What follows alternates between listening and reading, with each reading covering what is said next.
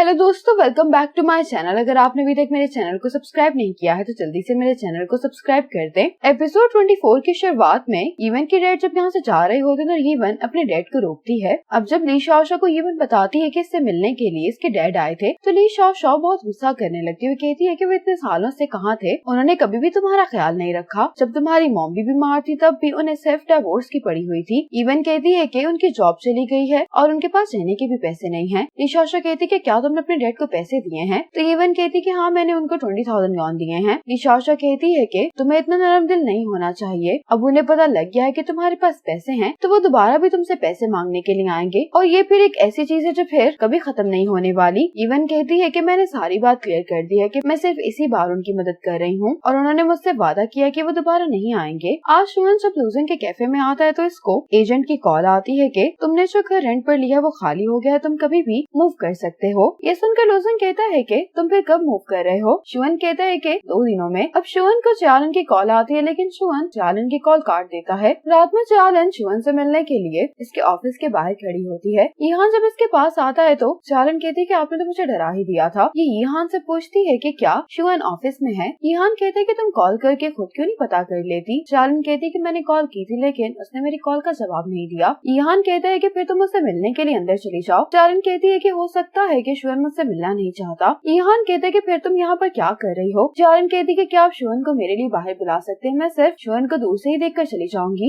ये बहुत रिक्वेस्ट कर रही होती तो यीहान इसकी बात मान लेता है। अब यीहान और चालन लूसन के कैफे आ चुके होते हैं। कुछ देर बाद यहाँ पर शुअन भी आ जाता है। शुअन यीहान से पूछता है कि तुमने मुझे क्यों बुलाया है। यीहान कहता है कि मैंने तुम्हें ये पूछने के लिए यहाँ पर बुलाया कि क्या तुम खाना टाइम पर खा रहे हो और ये कि तुम अच्छे से सो रहे हो या नहीं। ये सवाल सुनते ही शुअन कहता है कि क्या चालन ने तुमसे ये पूछने के लिए कहा है। यीहान पीछे की तरफ इशारा करता है तो शुअन जियालन को देख लेता है। शुअन कहता है कि मेरी जियासन से बात हो गई है और यीहान के पूछे गए सवालात पर शुअन कहते हैं कि मैं बिल्कुल ठीक हूँ। ये कहकर ये चला जाता है। अब जियालन जब घर पर आती तो जियाचंग इसको कहता है कि मुझे तुमसे बात करनी है। जियाचंग जियालन से कहता है कि मुझे सबके सामने तुम्हारे साथ उस तरह से बर्ताव नहीं करना चाहिए था, इसलिए तुम मुझे माफ कर दो। तो जियालन कहती है कि मेरी वजह से आपकी पार्टी खराब हो गई, सॉरी तो मुझे कहनी चाहिए। जियाचंग कहने लगता है कि शुअन और जिया एक दूसरे से बहुत प्यार करते थे। जिया के जाने के बाद शुअन जिंदा लाश बन गया था, उसको किसी चीज की होश नहीं हुआ करती थी। अब बहुत साल गुजरने के बाद शुअन कुछ स्टेबल हो पाया है। हम भी यही चाहते हैं कि शुअन को एक अच्छा पार्टनर मिल जाए जिसके साथ वो खुशी खुशी अपनी जिंदगी गुजार सके। तुम मुझे सेल्फिश कह सकती हो लेकिन मैं नहीं चाहता कि वो पर्सन मेरी बहन हो, क्योंकि चाहे शुअन किसी के साथ भी हो जिया हमेशा उसके दिल में रहेगी। चालन कहती कि मैं आपकी बात समझती हूँ। चालन कहती है लेकिन अगर कोई शख्स शुअन को इस पेन से निकाल कर नई जिंदगी की तरफ ले आए तो मैं चाहती हूँ कि वो इंसान मैं हूँ। चालन कहती कि मैं समझती हूँ कि आप जो कुछ भी कर रहे हैं वो मेरे भले के लिए कर रहे हैं, लेकिन चाहे ये कितना ही मुश्किल और पेनफुल क्यों ना हो मैं गिव अप नहीं करना चाहती। अब यीहान को ली शाओ की कॉल आती है। ये यीहान से पूछती है कि तुम कब फ्री होने वाले हो, मेरे पास तुम्हारे लिए गिफ्ट है। यीहान कहता है कि मैं गिफ्ट देखने के लिए बहुत एक्साइटेड हूँ लेकिन अभी मैं मीटिंग में हूँ तो तुम्हें थोड़ा इंतजार करना पड़ेगा। ली शाओ कहती है कि फिर मैं तुम्हारे घर पर तुमसे मिलने के लिए आऊंगी क्योंकि ये गिफ्ट बहुत स्पेशल है। अब यीहान घर पर आकर ली शाओ का आवाज देते हुए कह रहा होता है कि मैं वापस आ गया हूँ। यीहान ली शाओ का इंतजार करते हुए काउच पर ही सो जाता है। अब ली शाओ यीहान के पास आकर बैठ जाती है। ली शाओ यीहान के चेहरे को देखते हुए कहती है कि जब तुम बात नहीं करते तो ज्यादा क्यूट लगते हो।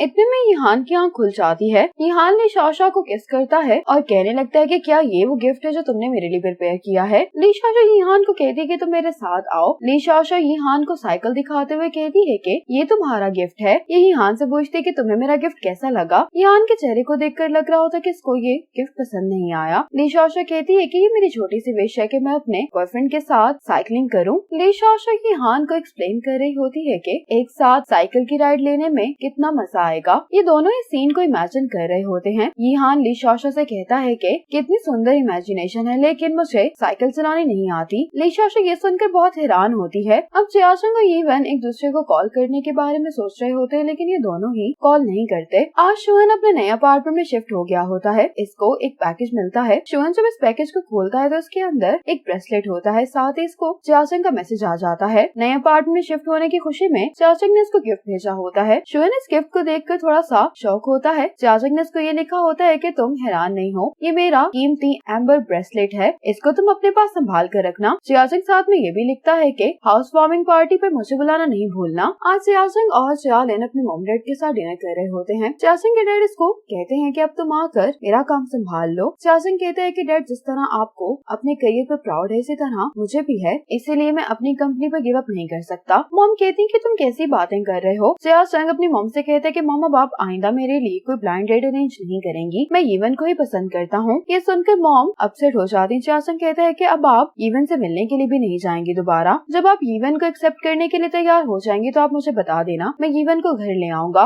मॉम कहती है कि तुम इस बारे में सोचना भी नहीं, जब तक मैं यहाँ पर हूँ इवन हमारी फैमिली का हिस्सा नहीं बन सकती। ये कहकर मॉम चली जाती हैं। आज शुअन अपने ऑफिस में होता है। इसकी कोलीग इसके पास आते हुए कहती है कि क्या मिस्टर हू की कंपनी का कॉन्ट्रैक्ट तैयार हो गया है, मुझे आज उनसे मिलना है, तो मुझे अभी कॉन्ट्रैक्ट चाहिए। शुअन अब कॉन्ट्रैक्ट ढूंढने लगता है तो उसको याद आता है कि कॉन्ट्रैक्ट तो चाचन के घर पर है। शुअन इसको कहता है कि तुम मीटिंग के लिए चली जाओ, मैं कुछ देर में तुम्हें कॉन्ट्रैक्ट भिजवा देता हूँ। अब शुअन छुपते हुए चाचन के घर पर आ जाता है। शुअन जल्दी से अपने रूम में आता है और फाइल्स लेकर जब यहाँ से जाने लगता है तो बाहर चालन खड़ी होती है। शुअन चालन को देखकर यहाँ पर शॉक हो जाता है। अब शुअन यहाँ से जाने लगता है तो चालन शुअन का हाथ पकड़कर इसको रोक लेती है और कहती है कि जाने से पहले तुम टी पी लो। शुअन कहते हैं कि इसकी जरूरत नहीं है। चालन कहती है कि तुम इस घर में हो तो तुम्हें यहाँ के रूल्स फॉलो करने पड़ेंगे। अब चालन टी शर्ट निकालने लगती है, लेकिन ये काफी ऊंचाई पर रखा होता है। शुअन देखता है कि टी शर्ट चालन के ऊपर गिरने वाला है तो ये फौरन से चालन के पास जाकर इस टी शर्ट को पकड़ लेता है। शुअन चालन से कहता है कि मुझे इस टी शर्ट को ऊपर रखने की आदत थी, लेकिन अब मैं इसको नीचे उतार देता हूँ। चालन शुअन को किस करती है। शुअन गुस्से में चालन को पीछे करते हुए कहता है कि तुम क्या कर रही हो। चालन रोते हुए कहती है कि क्या तुम मुझसे इतनी नफरत करते हो। शुअन चालन से कहता है कि क्या तुम अपने आप को काम डाउन नहीं कर सकती। चालन कहती है कि मेरे अलावा तुम्हारे साथ कोई भी नहीं खड़ा हुआ, लेकिन जब भी तुम मुझे फेस करते हो तो भाग जाते हो, जिसकी वजह से मुझे बहुत दुख होता है। शुअन कहते हैं कि मैं ऐसा ही हूँ, मैं तुमसे भाग जाऊंगा या अपने आप को तुमसे छुपाऊंगा, मैं हमेशा ही तुम्हें हर्ट करूंगा, तुम्हें किसी ऐसे को तलाश करना चाहिए जो तुम्हें अच्छे से ट्रीट कर सके। ये कहकर शुअन जाने लगता है तो चालन चिल्लाते हुए कहती है कि तुम मेरे साथ इतने क्रूअल क्यों हो। शुअन कहते हैं कि मैं ऐसा ही हूँ, इसलिए तुम प्लीज मुझसे दूर रहो। ये कहकर शुअन चला जाता है। चालन यहीं पर बैठकर रोने लगती है। जब शुअन कार में आकर बैठता है तो चालन का सोचकर इसको भी बहुत बुरा लग रहा होता है। आज यीवन और ली शॉ साथ में बैठकर काम कर रही होती हैं। तो यीवन को चासन का मैसेज आता है कि मैं तुम्हारे घर के बाहर खड़ा हूँ। ली शॉ भी ये मैसेज पढ़ लेती है। यीवन ली शॉ से कहती है कि तुम चासन से जाकर कह दो कि मैं घर पर नहीं हूँ। ये कहकर यीवन अपने रूम में चली जाती है। अब ली शॉ तो दरवाजा खोलती है तो चासन कहते हैं कि क्या यीवन घर पर नहीं है। ली शॉ कहती कि नहीं। चासन ली शॉ से कहता है कि क्या तुम मेरी मदद कर सकती हो। ली शॉ कहती कि क्या बात है। चासन कहता है कि मेरा